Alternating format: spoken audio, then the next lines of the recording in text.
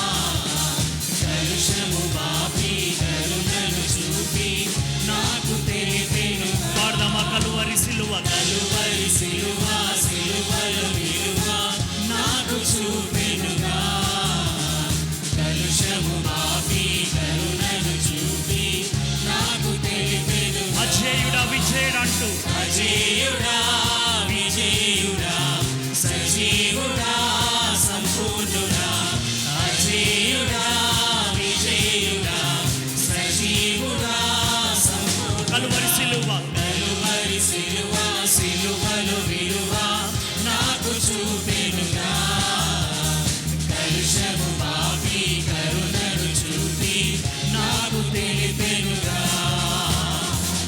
కష్టాలలోన నష్టాలలోన నన్ను ఆదుకున్నావయ్యా, వ్యాధులలోన బాధలలోన నా కన్నీరు తుడిచావయ్యా. మధురమైన నీ ప్రేమను మరువగలనా నా దేవా అంటూ పాడదా.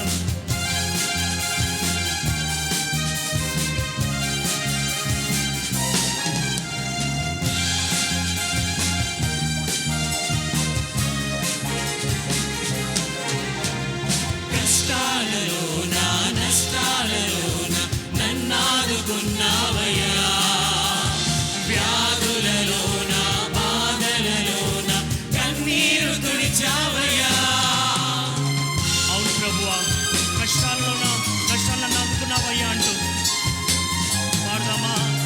కష్టాలలోన నష్టాలలోన నన్నాదుకున్నావయ్యా, వ్యాధులలోన బాధలలోన కన్నీరు తుడిచావయ్యా. మధురమైన నీ ప్రేమ మరువగలనా నా దేవా, మధురమైన నీ ప్రేమ మరువగలనా నా అనుక్షణం అనుక్షణం నీ ఆలోచన నిరంతరం నాకు నిరీక్షణ. అనుక్షణం నీ ఆలోచన నిరంతరం నాకు నిరీక్షణ. అందుకే కలువరి సిలువలో విలువ నాకు చూపెనుగా కలుషము పాపి కరుణను చూపి నాకు తెలిపెనుగా. కలువరి సిలువలో విలువ నాకు చూపెనుగా కలుషము పాపి కరుణను చూపి నాకు తెలిపెనుగా. పాపానికైనా శాపానికైనా నీ రక్తాన్ని కార్చవయ్యా. దోషానికైనా ద్వేషానికైనా నీవు మరణించి లేచావయ్యా. మధురమైన నీ ప్రేమను మరువగలనా నా దేవా అంటూ పాడదా.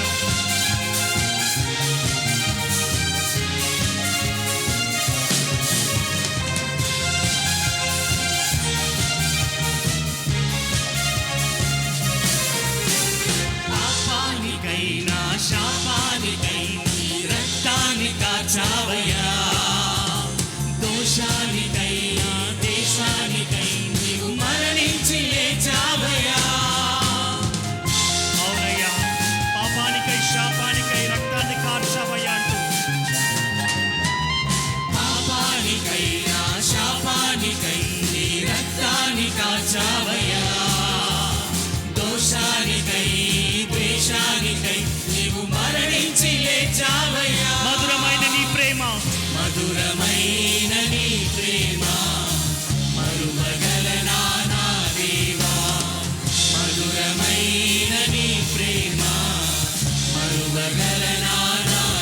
అనుక్షణం అనుక్షణం నీ ఆలోచన నిరంతరం నాకు నిరీక్షణ అనుక్షణం నీ ఆలోచన నిరంతరం నాకు నిరీక్షణ కలువరి సిలువ సిలువలో విలువ నాకు చూపెనుగా కలుషము బాపి కరుణను చూపి నాకు తెలిపెనుగా పాడదాం స్వరాలిప్పి కలువరి సిలువ సిలువలో విలువ నాకు చూపెనుగా కలుషము బాపి కరుణను చూపి నాకు తెలిపెనుగా అందుకే అజేయుడా అజేయుడా విజేయుడా సజీవుడా సంపూర్ణుడా అజేయుడా విజేయుడా సజీవుడా పాడదాం స్వరాలిప్పి అజేయుడా అజేయుడా విజేయుడా సజీవుడా సంపూర్ణుడా పాడదామా అజేయుడా విజేయుడా సజీవుడా ఆఖరిగా అజేయుడా విజేయుడా సజీవుడా సంపూర్ణుడా అజేయుడా విజేయుడా సజీవుడా సంపూర్ణుడా హల్లెలూయా దేవా మీకే వందనాలయ్యా ఓ అజేయుడా మీకే వందనాలు ఈ లోకంలో మాకు ఏ ఆధారం లేదయ్యా నీవు తప్ప వేరే ఆధారం లేదు యేసు స్వామి వేటగాని ఊరిలో నుండి మా ప్రాణాన్ని రక్షించినందుకై మీకు వందనాలయ్యా అంటూ కొద్ది నిమిషాలు అదే విధంగా దేవుని స్తుతిద్దాం వేటగాని ఊరిలో నుండి నా ప్రాణాన్ని రక్షించావయ్యా బలమైన రెక్కల కింద నాకు ఆశ్రయం ఇచ్చావయ్యా అంటూ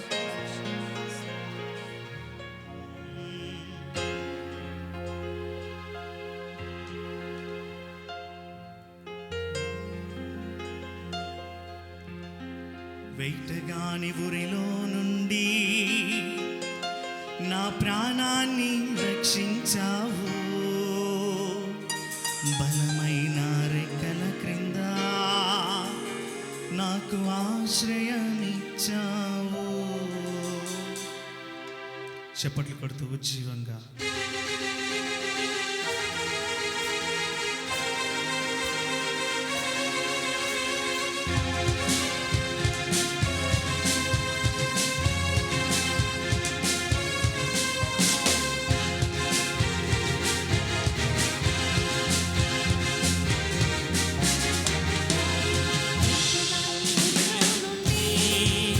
నా ప్రాణాన్ని రక్షించావు బలమైన రెక్కల కింద నాకు ఆశ్రయం ఇచ్చావు వేటగాని ఊరిలో నుండి నా ప్రాణాన్ని రక్షించావు బలమైన రెక్కల కింద నాకు ఆశ్రయం అందుకే లేనే లేదయ్యా అంటూ లేనే లేదయ్యా వేరే ఆధారం నా శృంగమా నా కేరమా లేనే లేదయ్యా వేరే ఆధారం నా శృంగమా నా కేరమా ఆరాధన ఆరాధన నా తండ్రి నీకే ఆరాధన ఆరాధన ఆరాధన నా యేసు నీకే ఆరాధన ఆరాధన ఆరాధన నా తండ్రి నీకే ఆరాధన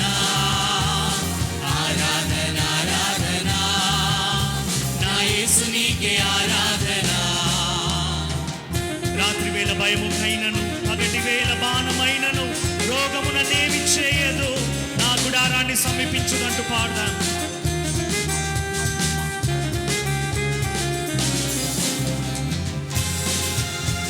చప్పట్లు కొడుతూ ఉజ్జీవముగా సంతోషంతో పాడదాం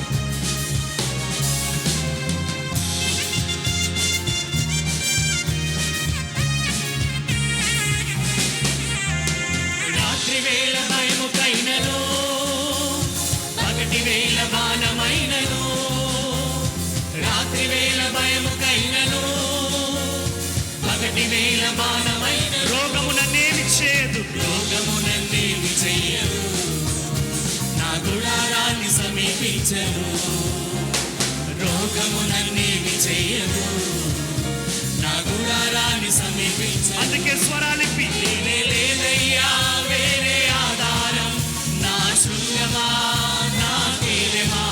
లేనే లేదయ్యా వేరే ఆధారం, నా శృంగమా నా కేలమా.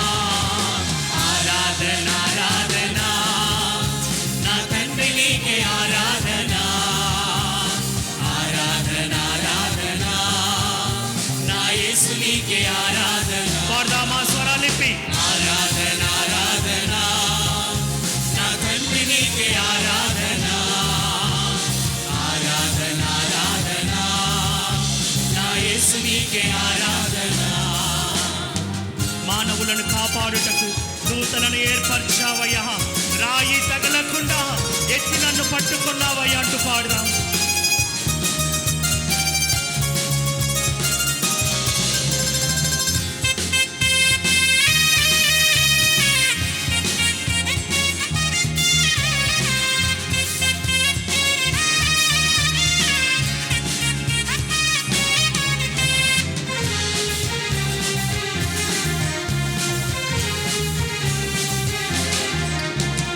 మానవులను కాపాడుటకు దూతలను ఏర్పరచాడు యేసయ్యా.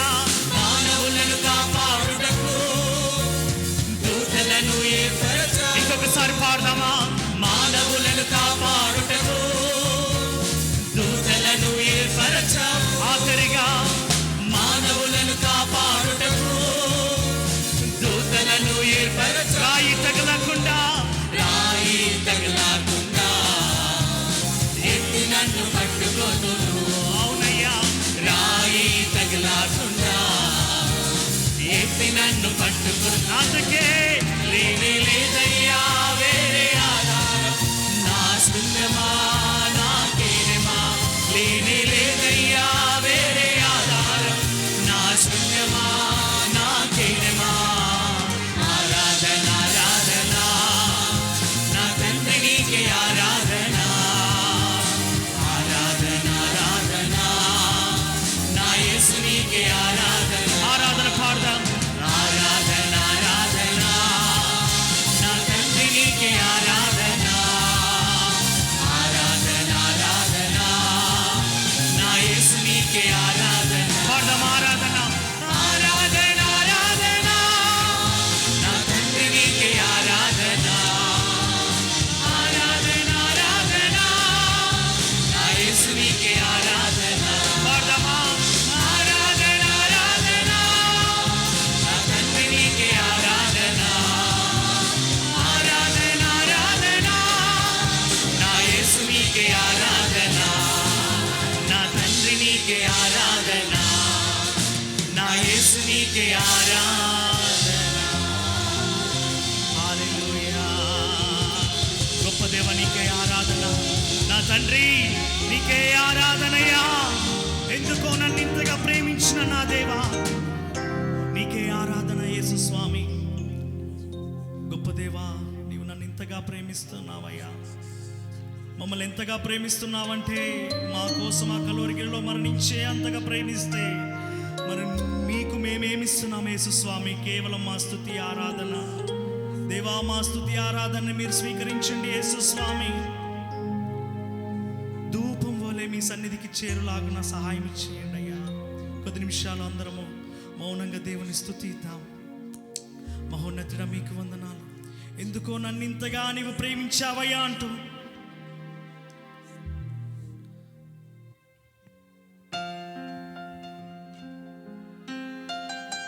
నా పాపం బాపుతందుకు నరరూపం ఎత్తావయ్యా. నా శాపం తొలగించడానికి నీవు వచ్చావయ్యా అంటూ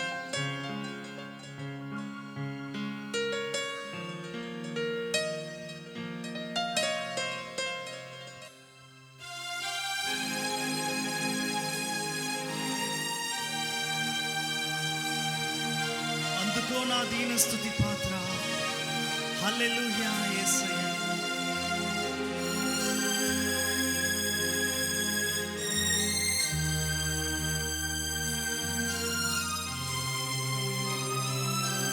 స్వరలిపి పాడదామా. ఎందుకు నన్ను ఇంతగా నీవు అంటూ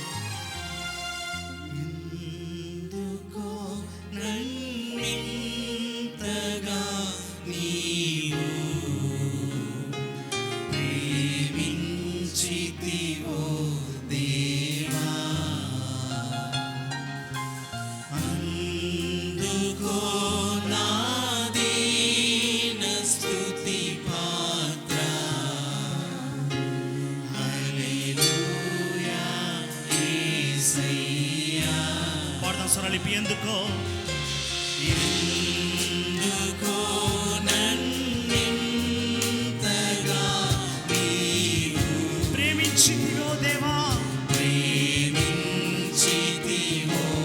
దేవా, అందుకో నా దీన స్తుతి పాత్ర, అందుకో నా దీన స్తుతి పాత్ర.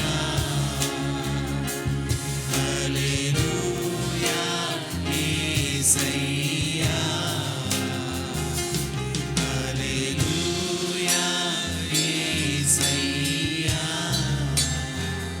నా పాపము బాప నరరూపివైనావయ్యా, నా శాపము మాప నలిగి వేలాడితివయ్యా, నాకు చాలిన ఏకైక దేవుడవు నీవే, నీవే యేసయ్యా అంటూ పాడదాం.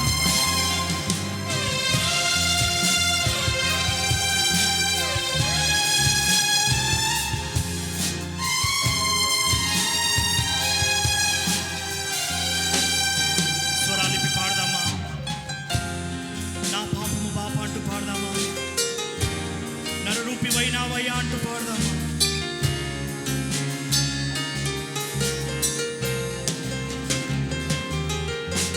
నా పాపము పాప నరరూపివైనావు, నా శాపము మాప నా శాపము పాప నలిగి వ్రేలాడితివి. నా పాపము బాప మరొకసారి పాడదాం. నా పాపము పాప నరరూపివైనావు, నా శాపము మాప నా శాపము పాప నలిగి వ్రేలాడితివి. నాకు చాలిన ఏకైక దేవుడవు నీవే అయ్యా, నాకు చాలిన దేవుడవు నీవే, నా స్థానములో నీవే. పాడదాం స్వరాలిపి. నాకు చాలిన నాకు చాలిన దేవుడవు నీవే, నా స్థానములో నీవే. హల్లెలూయా, హల్లెలూయా యేసయ్యా, హల్లెలూయా యేసయ్యా. మెల్లనైన స్వరాలిపి ఎందుకో నన్నింతగా అంటూ ఎందుకో నన్నింతగా నీవు ప్రేమించితివో దేవా, అందుకో అందుకో నా దీన స్తుతి పాత్ర. హల్లెలూయా యేసయ్యా, హల్లెలూయా యేసయ్యా, హల్లెలూయా యేసయ్యా, హల్లెలూయా యేసయ్యా. దేవా మీకే వందనాలయ్యా. Thank you Jesus, thank you father. ఇంతవరకు స్తుతి ఆరాధనలు మమ్మల్ని నడిపించిన విధానం బట్టి మీకు వందనాలు. అవును ప్రభువా, నీవు ఎంతో ప్రేమిస్తున్నావు నాయన, తెలియక మీకు దూరంగా మేము పారిపోతున్నామేమో ప్రభువా. ఆయన ఒక్కసారి మమ్మల్ని మన్నించి క్షమించి నాయన నీ దరికి వస్తుండగా మమ్మల్ని స్వీకరించమని ప్రార్థిస్తూ ఉన్నాం గొప్ప దేవా. మీకే వందనాలు స్తుతులు తెలియజేసుకుంటూ ముందున్న సమయాన్ని మీకు అప్పచెప్తూ ఈ కొద్ది స్తుతి ఆరాధన యేసు పేరిట మీకు సమర్పిస్తూ ఉన్నాము తండ్రి. ఆమేన్, ఆమేన్, ఆమేన్.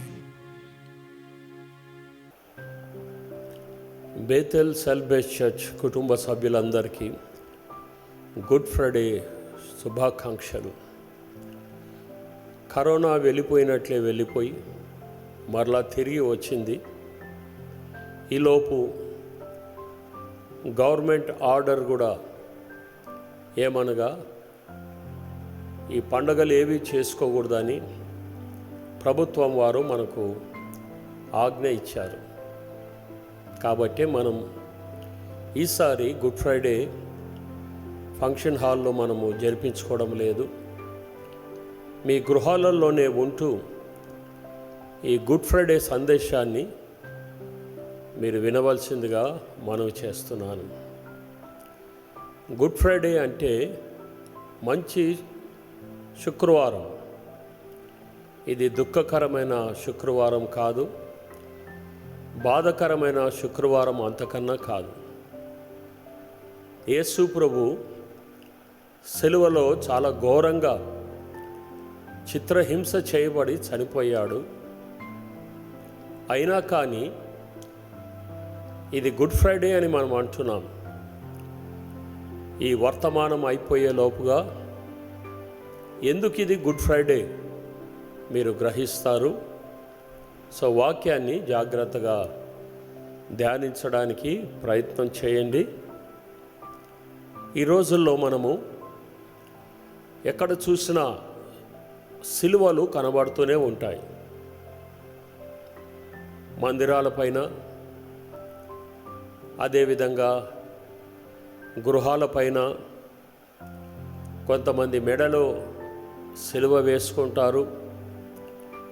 రెడ్ క్రాస్ అనేటువంటి సంస్థ అంతర్జాతీయ సంస్థ ఎంతోమంది బాధలో ఉన్నవారిని, కష్టాల్లో ఉన్నవారిని ఆదుకుంటూ ఉంటుంది. వారి గుర్తు కూడా సిలువ. మరి ఈ సిలువ ఎక్కడి నుండి వచ్చిందని మనం ఆలోచన చేసినట్లయితే పార్సీకుల దేశం పర్షియా వారు ఈ సిలువను కనిపెట్టారు. ప్రపంచంలో అన్ని శిక్షల కన్నా సిలువ శిక్ష చాలా కఠినమైనటువంటి శిక్ష. ఎందుకనగా సిలువ అనగా అడ్డుకొయ్య, నిలువకొయ్య. ఆ సిలువకు చేతులకు మేకులు కొడతారు, కాళ్లకు మేకులు కొడతారు. ఆ సిలువకు వేలాడదీస్తారు. అందరికీ కనబడేలాగున ఎత్తైన స్థలంలో వచ్చిపోయే వారందరూ చూసే విధంగా బహిరంగంగా ఆ సిలువను పెడుతూ ఉంటారు. కొన్నిసార్లు ఆ సిలువలో ఉన్నవారు 2 రోజులు లేక 3 రోజులు, వారం రోజులు కూడా పట్టవచ్చు. ఆ సిలువలో వేలాడుతూ ఉంటారు. గద్దలు వస్తాయి, కాకులు వస్తాయి, వాళ్ళ కళ్ళు పీక్కొని తింటూ ఉంటాయి, వాళ్ళ చర్మాన్ని మరి పొడుచుకొని తింటూ ఉంటాయి. చాలా భయంకరమైనటువంటి శిక్ష సిలువ శిక్ష. ఎవరికి వేస్తారంటే అందరికన్నా ఎక్కువ నేరాలు చేసిన వారు, చాలా కఠినమైనటువంటి వారు, క్రూరమైనటువంటి వారు, దేశద్రోహులు, అటువంటి వారికి ఈ సిలువ శిక్షను వేస్తారు. అయితే యేసు ప్రభు ఈ సిలువ శిక్షను మన కొరకు భరించాడు. నోబుల్ కాన్స్టంటైన్ అనే చక్రవర్తి, రోమా చక్రవర్తి, ఆయన అధికారంలోనికి వచ్చిన తర్వాత ఈ సిలువ శిక్షను తీసివేశాడు. అయితే ప్రియులారా, ఇప్పుడు ఒక ప్రశ్న మన ముందర ఉన్నది. అదేమనగా, ఈ సిలువలో యేసు ప్రభును అసలు ఎవరు సిలువ వేశారు? యూదుల, రోమియుల అని మనం చూసినట్లయితే దేవుని వాక్యమైన బైబిల్లో రోమాపత్రిక 6వ అధ్యాయము 5-6 వచనాలు మనం చదివినట్లయితే, సువార్త విని కూడా మారు మనసు పొందకుండా ఎవరైతే ఇష్టానుసారంగా జీవిస్తూ ఉంటారో వారందరూ యేసు ప్రభును మరలా సిలువ వేస్తున్నారని దేవుని వాక్యము సెలవిస్తున్నది. కాబట్టి సిలువను యేసు ప్రభుకు సిలువ వేసింది యూదులు కాదు, రోమీలు కాదు, నువ్వు నేను. మన పాపాలే యేసు ప్రభును సిలువ వేశాయి అనే సత్యాన్ని ఈ గుడ్ ఫ్రైడే రోజు మనము గ్రహించాలి. ఒక పాస్టర్ గారు వాక్యం చెప్పి ఆల్టర్ కాల్ ఇచ్చి,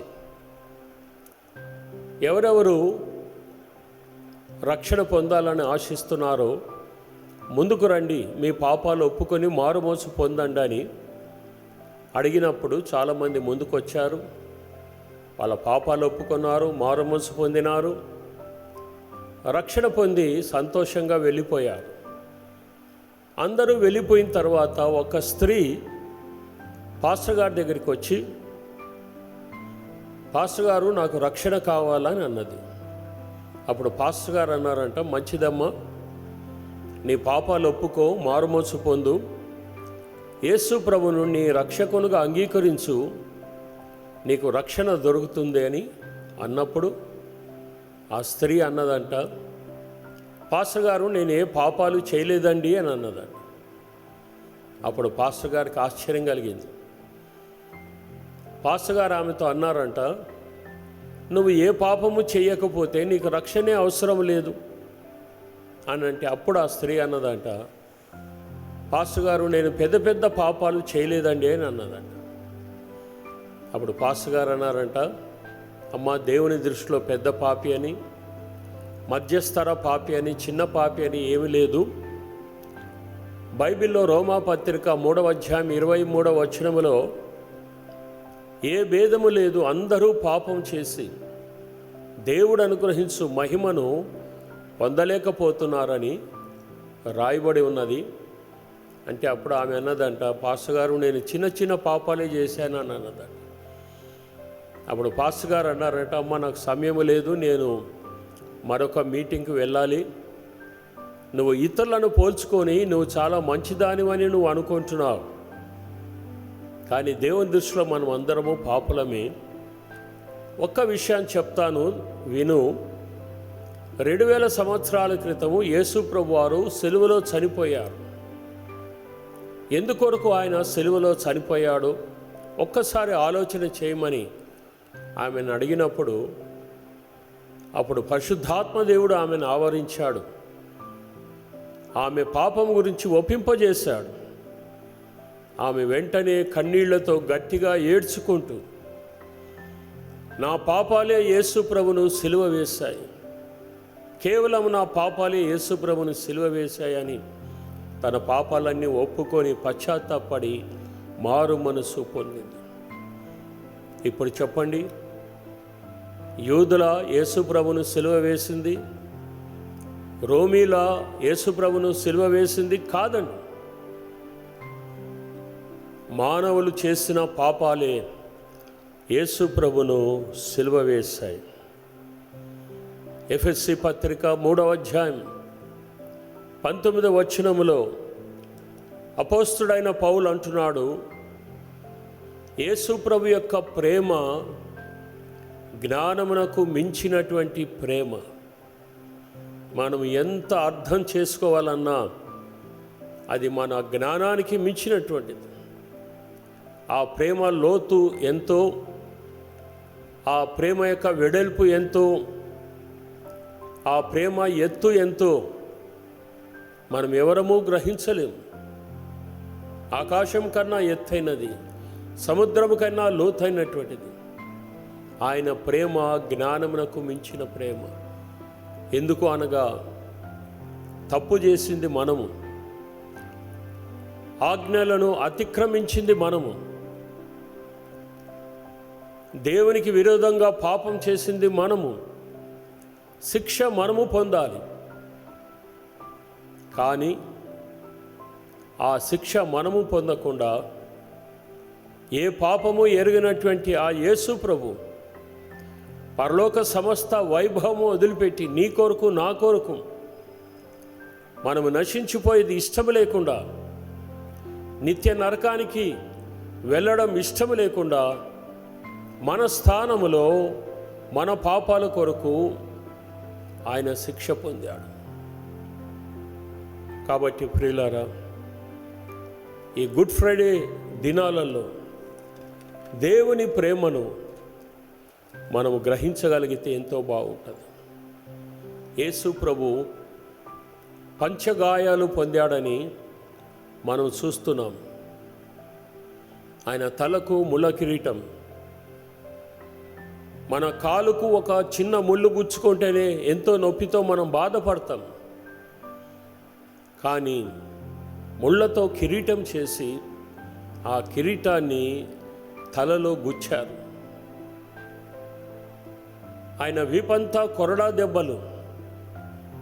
సర్వసాధారణంగా సిలువ వేయకముందు ఆయన శరీరాన్ని హింసిస్తూ ఉంటారు. యేసు ప్రభు కూడా 39 కొరడా దెబ్బలు. అవి మామూలు కొరడాలు కాదండి. ఒక కర్రకు కొన్ని గొలుసులు ఉంటాయి. ఆ గొలుసులు చివర్లో కొంకీలు ఉంటాయి. కాబట్టి ఆ కొరడాతో కొట్టినప్పుడు ఆ కొంకీలు, ఇనుప కొంకీలు ఆ వీపులో గుచ్చుకొని ఆ కర్రను లాగినప్పుడు ఒక భూమిని రైతు ఏ విధంగా దున్నుతాడో ఆ విధంగా వీపంతా కూడా దున్నబడుతుంది. అట్లా 39 సార్లు యేసు ప్రభు వీపంతా కూడా దున్నేశారు. రక్తము ధారలై ప్రవహించింది. ఆయన చేతులకు మేకులు, ఆయన కాళ్లకు మేకులు, పక్కలో బల్లెం. ఈ విధంగా యేసు ప్రభు నీ కొరకు, నా కొరకు, మనము చేతులతో చేసిన తప్పిదముల కొరకై ఆయన చేతులకు మేకులు, మనం కాళ్ళతో పోయిన చెడ్డ స్థలాల కొరకై ఆయన కాళ్లకు మేకులు, మనం తలతో తలంచిన చెడ్డ తలంపులను బట్టి ఆయన తలకు ముళ్ళ కిరీటం, మనం పడుకున్న పాప పడుకలను బట్టి ఆయన పక్కలో బల్యం, ఆయన వీపంతా కొరడా దెబ్బలు, దేహమంతా రక్తం కారిపోయింది. ఆయన ఏదైనా పాపం చేశాడంటే ఏ పాపం కూడా యేసు ప్రభు చేయలేదు. ప్రియులారా, యేసు ప్రభును సిలువ వేయడానికి తీసుకుని వెళ్తున్నప్పుడు, ఆ సిలువలో యేసు ప్రభు వేలాడుతున్నప్పుడు చేదు ద్రాక్షారసము ఆయనకు త్రాగించారు. ఇంగ్లీష్లో వినిగర్ అని అన్నారు. ఎందుకు అనగా చేదు ద్రాక్షారసం తాగినప్పుడు మత్తు కలుగుతుంది. బాధను తట్టుకోవడానికి అది కొంత సహాయకరంగా ఉంటుంది. కానీ యేసు ప్రభు మాత్రము అది తాగడానికి ఇష్టపడలేదు. మనమే ఆ స్థానంలో ఉన్నట్లయితే ఆ చేదు ద్రాక్షారసం అంతా తాగేసి ఉండేవాళ్ళం. కానీ యేసు ప్రభు ఆయన ఇష్టపూర్వకంగా ఫుల్ కాన్షియస్తో ఆ శిలువ శిక్షను భరించాలని ఆయన ఇష్టపడ్డాడు. మరి ఆ బైబిల్లో మనం చూసినట్లయితే యేసు ప్రభు ఏ విధంగా జన్మిస్తాడు, యేసు ప్రభు ఏ విధంగా జీవిస్తాడు, యేసు ప్రభు ఏ విధంగా మరణిస్తాడు, యేసు ప్రభు ఏ విధంగా తిరిగి లేస్తాడు, ఏ విధంగా ఆయన పరలోకానికి వెళ్తాడో, తిరిగి ఏ విధంగా భూలోకానికి వస్తాడో కొన్ని వందల సంవత్సరాల క్రితమే, అనగా యేసు ప్రభు పుట్టకముందే కొన్ని వందల సంవత్సరాల క్రితమే ప్రవక్తలు ప్రవచించారు. ఆ ప్రవచనాల ప్రకారమే యేసు ప్రభు జీవితంలో జరిగింది. సిలువలో ఉన్నప్పుడు ఆయన పలికిన మాటలు 7 మాటలు అవి ముందుగానే ప్రవచించబడ్డాయి. కీర్తన గ్రంథం 22వ కీర్తన 1వ వచనములో దావీదు భక్తుడు ఆత్మ ప్రేరేపణ వలన ఈ మాట రాశాడు. మీరు కావాల్సి వస్తే బైబిల్ చూడవచ్చు. కీర్తన 22వ కీర్తన 1వ వచనం, నా దేవా నా దేవా నన్నెందుకు చేయి విడిచితి. చూసారా, సెలవులో యేసు ప్రభు పలికిన 4వ మాట ఇది, నా దేవా నా దేవా నన్నెందుకు చేయి విడిచితివి. ఆ సిలువలో దేవుడు చెయ్యి విడిచేశాడు. కారణం ఏమనగా పరిశుద్ధుడైన దేవుడు, న్యాయవంతుడైన దేవుడు, నీతిమంతుడైన దేవుడు, పాపాన్ని ఏమాత్రము ఓర్చుకోలేనటువంటి చూడలేనటువంటి దేవుడు ఆ రోజున యేసు ప్రభుపై సర్వలోక పాపము మోయబడి ఉన్నప్పుడు, ఒక శాపగ్రస్తునిగా పాపగ్రాహిగా యేసు ప్రభు ఆ సిలువలో ఉన్నప్పుడు, దేవుడు పరిశుద్ధుడైన దేవునిగా, న్యాయవంతుడైన దేవునిగా యేసు ప్రభు చేయి వీడ్చాడు. తండ్రిగా ఆయన వదిలిపెట్టలేదు. అందుకే యేసు ప్రభు కూడా నా తండ్రి నా తండ్రి అని అనలేదు. అంతకుముందు అన్నీ కూడా తండ్రి తండ్రి అన్నాడు. ఇప్పుడు మాత్రం నా దేవా నా దేవా అని అంటున్నాడు. ఆ దేవాది దేవుడు పాపానంతా తనపైన వేసుకున్న ఆ యేసు ప్రభును ఆ క్షణం వదిలిపెట్టవలసి వచ్చింది. నిత్యత్వంలో ఎప్పుడు తండ్రి కుమారులు వేరు కాలేదు. నేను అనుకుంటున్న అన్ని బాధల కన్నా ఆ గడియ చాలా బాధకరమైనటువంటి విషయం. కొన్ని క్షణాల కొరకు దేవుడు యేసు ప్రభును వదిలిపెట్టవలసి వచ్చింది.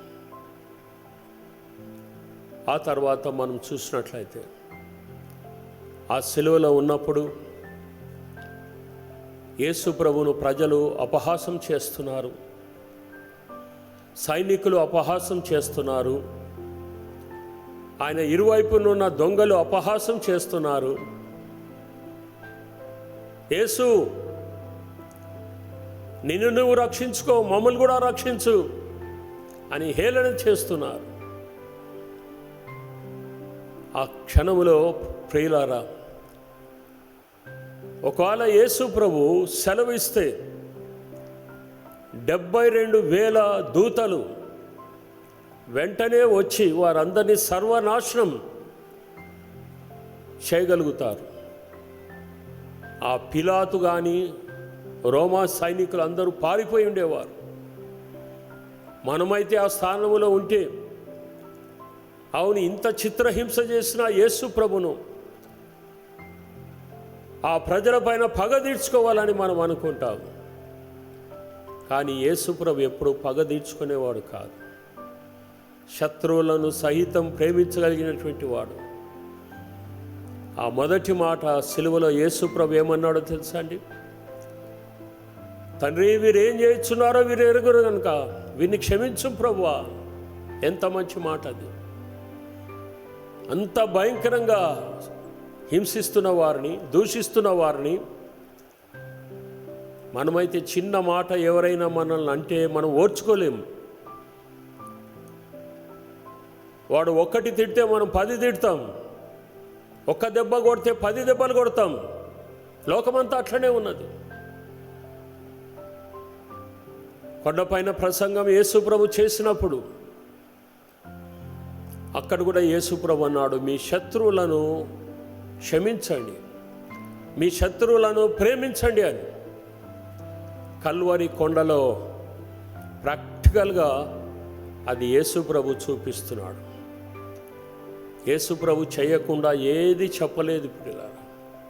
ఆయన ఏది చేశాడో అదే చెప్పాడు. ఈ రోజుల్లో మనం చూసినట్లయితే సినిమాలన్నీ ఏం చూపిస్తున్నాయండి? మన పిల్లలకు పగ తీర్చుకోమని నేర్పిస్తున్నాయి. సినిమాలలో హీరో ఎవరు? 100 మందిని చంపేవాడు సూపర్ స్టార్ అని అంటారు. 500 మందిని చంపేవాడు మెగాస్టార్ అని అంటాడు. ఎంతమందిని చంపితే అంత పెద్ద హీరో అన్నమాట. ఎంత విచారకరమైన విషయం. కానీ నా జీవితంలో నిజమైన హీరో ఎవరైనగా యేసు ప్రభు. శత్రువులను క్షమించగలిగినటువంటి వాడు, శత్రువులను క్షమించమని నేర్పించినటువంటి వాడు, ఆ యేసు ప్రభు నిజమైనటువంటి హీరో. ఆ విధంగా మనం చూసినట్లయితే మరణం అనేది మనుషులందరినీ భయపెడుతున్నది. ఆది నుండి ఇప్పటి వరకు కొంతమంది దేనికి భయపడకపోయినా మరణం దగ్గరికి వచ్చేసరికి పెద్ద పెద్ద వాళ్ళు కూడా భయపడిపోతారు.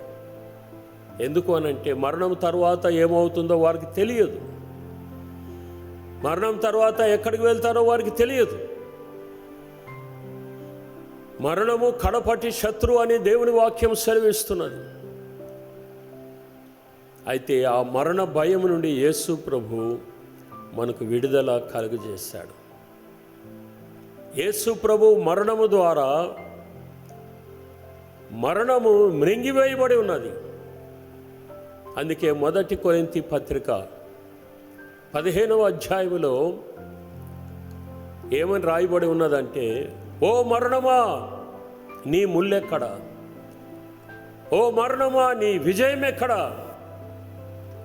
ఏ మరణమైతే ప్రజలను యుగ యుగాల నుండి భయపెడుతూ వస్తుందో ఆ మరణాన్ని యేసు ప్రభు జయించాడు. ఆయన మృత్యుంజయుడు, మరణాన్ని మింగివేశాడు. ఒక తండ్రి కూతురు ఇద్దరు ఏసీ కారులో వెళ్తున్నారు. ఎక్కడి నుండో ఒక పెద్ద తేనెటీగ ఆ కారులోకి వచ్చింది.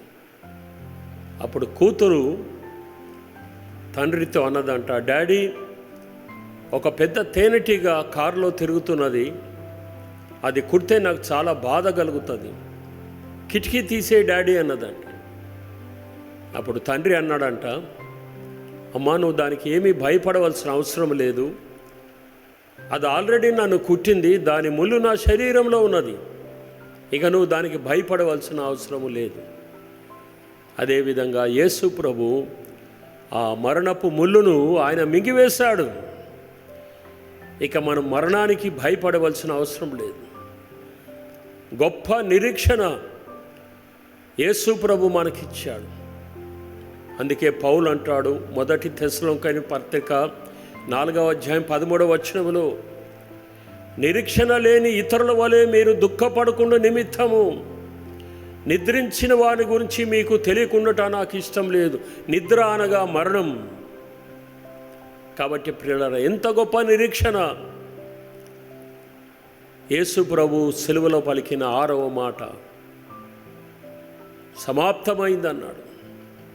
ఆయన ఏ పని మీద ఈ లోకానికి వచ్చాడో సిలువలో ఆ పనిని పూర్తి చేశాడు. 7వ మాట ఏమనగా, తండ్రి నీ చేతికి నా ఆత్మను అప్పగించుకొంచున్నాను. కేవలం యేసు ప్రభు ఒక్కడు మాత్రమే ఆ మాట చెప్పగలుగుతాడు. అదేమనగా, నీ చేతికి నా ఆత్మను అప్పగిస్తున్నానని. అదే స్టెఫెన్ విషయం చూస్తున్నాం. ఆయనను రాళ్లతో కొట్టి చంపుతున్నప్పుడు స్టెఫెన్ ఏమన్నాడంటే, ప్రభా నా ఆత్మను స్వీకరించు అని అన్నాడు. మనం కూడా మన ఆత్మను స్వీకరించు అని ప్రార్థన చేయగలుగుతాం, కానీ అప్పగిస్తున్నానని మనం చెప్పలేము. యేసు ప్రభుకు ప్రాణం పెట్టడానికి అధికారం ఉన్నది, ప్రాణం తీసుకోవడానికి అధికారం ఉన్నది. ఆ విధంగా సెలవులో తన పనిని పూర్తి చేశాడు. ఇప్పుడు నేను చెప్తున్నాను, ఎందుకు ఇది గుడ్ ఫ్రైడే అంటే, యేసు ప్రభు మరణము ద్వారా శాపము కొట్టివేయబడి ఉన్నది. మ్రాను మీద వేలాడువాడు శాపగ్రస్తుడు. మన శాపమంతా తన పైన వేసుకున్నాడు. మన తాత ముత్తాతల నుండి వస్తున్నటువంటి శాపాన్ని, పాపాన్ని యేసు ప్రభు సిలువలో తెంచివేశాడు. అంత మాత్రమే కాకుండా మన తీర్పును ఆయన కొట్టివేశాడు. హెబ్రీ పత్రిక 9:27 రాయబడి ఉన్నది, మనుష్యుడు ఒక్కసారి మృతి పొందవలను, ఆ తర్వాత తీర్పు జరుగును. ధవల సింహాసనం యొక్క తీర్పు. అయితే యేసు ప్రభు మనకు బదులుగా చనిపోయాడు కాబట్టి, మన శిక్ష ఆయన పొందాడు కాబట్టి మనము తీర్పులోనికి రామని దేవుని వాక్యం సెలవిస్తున్నది. అందుకే ఇది గుడ్ ఫ్రైడే. యేసు ప్రభు మరణము ద్వారా మనకు పాప క్షమాపణ కలుగుతుంది. ఎట్లా అనగా రక్తము చిందించబడకుండా పాప క్షమాపణ కలగదు. ఎటువంటి రక్తం అనగా పవిత్రమైన రక్తం. యేసు ప్రభు ఒక్కడే పాపం లేకుండా పుట్టి పాపం లేకుండా జీవించి మానవులందరి పాపాల కొరకై సిలువలో బలి అయి తన రక్తాన్ని కార్చాడు. ఆయన రక్తం పవిత్రమైంది కాబట్టి ఆయన రక్తాన్ని బట్టి మన పాపాలు క్షమించబడుతున్నాయి. 1 యోహాను 1:7 రాయబడి ఉన్నది, యేసు రక్తము ప్రతి పాపము నుండి మనల్ని పవిత్రులుగా చేయను. అంత మాత్రమే కాకుండా ప్రియులారా, యేసు ప్రభు మరణము ద్వారా దేవునితో మనకు సంబంధం ఏర్పడుతుంది, మనుషులకు సంబంధం ఏర్పడుతుంది. అందుకే నిలువకొయ్య అడ్డుకొయ్య అనగా దేవునితో సంబంధం, మనుషులతో సంబంధం. ఈ రోజున ప్రపంచవ్యాప్తంగా యేసు ప్రభును నమ్ముకున్న వారంతా ఒక్క కుటుంబముగా పిలువబడుతున్నారు. కులమత భేదాలు లేవు, ప్రాంతీయ భేదాలు లేవు, దేశ భేదాలు లేవు, భాష భేదాలు లేవు, అందరూ ఒక కుటుంబం. మరి ఇది గుడ్ ఫ్రైడే కాదా? ఇంకా మనం చూసినట్లయితే ఆయన మరణము ద్వారా మన రోగాలకు స్వస్థత, ఆయన పొందిన దెబ్బల ద్వారా మనకు స్వస్థత కలుగుతుందని అనేక మంది డాక్టర్లు హ్యాండ్సప్, ఇక మేమేమి చేయలేము అని అన్నవాళ్ళు కూడా బాగుపడే వాళ్ళు ఉన్నారు. క్యాన్సర్ రోగులు బాగుపడే వాళ్ళు ఉన్నారు. పక్షవాతం కలిగిన వారు బాగుపడిన వాళ్ళు ఉన్నారు. రకరకాల రోగాల చేత పీడించబడుతున్నవారు ఈరోజు యేసు ప్రభు పొందిన దెబ్బల ద్వారా స్వస్థత వారు పొందుతున్నారు. ఆయన దెబ్బలలో స్వస్థత ఉన్నది. మరన్నిటికన్నా ముఖ్యంగా ఆదాముకు దేవుడిచ్చిన అధికారాన్ని ఆదాము పాపం చేసి పోగొట్టుకున్నాడు. ఆ అధికారాన్ని సైతానుకు అప్పచెప్పాడు. తిరిగి యేసు ప్రభు శిలువ కార్యం ద్వారా ఆదాము పోగొట్టుకున్న అధికారాన్ని సాతాను చేతిలో నుండి దేవుడు తీసి ఇప్పుడు ఆ అధికారాన్ని మనకిస్తున్నాడు. మనమంతా రాజులైన యాజక సమూహంగా ఉన్నాము. మరి చివరిగా మనం చూసినట్లయితే ఆయన మరణము ద్వారా అనేక ఆశీర్వాదాలు మనం పొందుకుంటున్నాం. అందుకే ప్రియులారా, ఇది గుడ్ ఫ్రైడే అన్నారు కానీ ఇది సాడ్ ఫ్రైడే కాదు. నా జీవితంలో సాక్ష్యాన్ని ఒకే ఒక నిమిషంలో చెప్పి నేను ముగిస్తాను. 22 ఏళ్ల వయసు వచ్చేంత వరకు చాలా అల్లర్చిల్లరగా తిరిగాను. సిగరెట్లు, తాగుడు, చెడ్డ మాటలు, అబద్ధాలు, దొంగతనాలు, వాని కొట్టడం, వీని కొట్టడము. ఒక చిన్న రౌడీలాగా ఉండేవాడిని. అప్పుడు నాకు శాంతి లేదు, సమాధానం లేదు. ఇదే హైదరాబాద్లో నేను పెరిగినాను. ఒకరోజు బషీర్బాగ్ అనే ప్రాంతంలో వెళ్తున్నప్పుడు ఒక యవనస్తుడు బస్సు కింద పడి చనిపోయాడు. అది చూసినప్పుడు నాకు అనిపించింది, నేను కూడా ఒకరోజు చనిపోవాలి. చనిపోతే నేను ఎక్కడికి వెళ్తాను? రోజు అదే ప్రశ్న. అయితే మా మేనమామ నన్ను గోల్కొండ చౌరస్తాలోని హెబ్రోన్ చర్చికి తీసుకుని వెళ్ళాడు. అక్కడ ఒక దైవ సేవకుడు నాకు సువార్తను చెప్పాడు. ఆ దినము రాత్రి అనగా 1976 సంవత్సరం ఆగస్టు నెల 10వ తారీఖు రాత్రి 9 గంటల సమయంలో ఒక గదిలోనికి వెళ్ళి తలుపులు మూసుకొని నా పాపములన్నీ దేవుని సన్నిధిలో ఒప్పుకొని మారుమనసు పొంది యేసు ప్రభును నా రక్షకునిగా అంగీకరించాను. అప్పటి నుండి తిట్టనోరు తిట్టదు, కొట్టే చేయి కొట్టదన్నట్లుగా నా గుణం మారిపోయింది. వెలుగు వస్తే చీకటి వెళ్ళిపోతుంది కాబట్టి ఆ యేసు ప్రభు నా హృదయంలోకి వచ్చిన తర్వాత ఆ సిగరెట్లు, తాగుడు, చెడ్డ మాటలు, అబద్ధాలు, దొంగతనాలు అన్నీ తొలగిపోయినాయి. ఇప్పుడు శాంతి ఉన్నది, సమాధానం ఉన్నది. ఈరోజు చనిపోతే దేవుని దగ్గరికి వెళ్తాననే నమ్మకము నాకు ఉన్నది. నేనొక్కనే కాదు ప్రియులారా, ప్రపంచవ్యాప్తంగా అనేక మంది ఈనాడు యేసు ప్రభు యందు విశ్వాసం ఉంచి నిజమైన శాంతి సమాధానం పొందుకుంటున్నారు. జీవితాలు మారిపోతున్నాయి. దురదృష్టవశాత్తు చాలామంది మన దేశంలో ఇది మతం అనుకుంటున్నారు. మతం మారితే ఏమీ రాదు. ఎన్ని మతాలు మారినా మతం బెల్లంలాగా తీయగా ఉంటుంది, కానీ అందులో జీవం లేదు. యేసు ప్రభు జీవితాలను మార్చడానికి వచ్చినాడు. కూనికోర్లు మారిపోయినారు, వ్యభిచారులు మారిపోయినారు, దొంగలు మారిపోయినారు. కొన్ని వేల మంది, లక్షల మంది జీవితంలో మార్పు కలిగి జీవిస్తున్నారు. ఇదే గుడ్ ఫ్రైడే యొక్క సందేశం. అందుకే దీన్ని గుడ్ ఫ్రైడే అని అన్నారు. ఈ వర్తమానం విన్న నీవు ఇప్పటికైనా సత్యాన్ని గ్రహించి ఇదే మిక్కిలి అనుకూల సమయం, ఇదే రక్షణ దినమని దేవుని వాక్యం సెలవిస్తుంది. కాబట్టి ఇప్పుడే నీ పాపాలు ఒప్పుకొని మారుమనసు పొంది యేసు ప్రభువును నీ రక్షకునిగా అంగీకరించినట్లయితే నీ జన్మ కర్మ పాపాలు పటాపంచలైపోయి నీకు శాంతి దొరుకుతుంది, నెమ్మది దొరుకుతుంది, చనిపోయినాక మోక్షం దొరుకుతుంది. ప్రభువు నిన్ను దీవించి ఆశీర్వదించుగాక. Thank you. God bless you.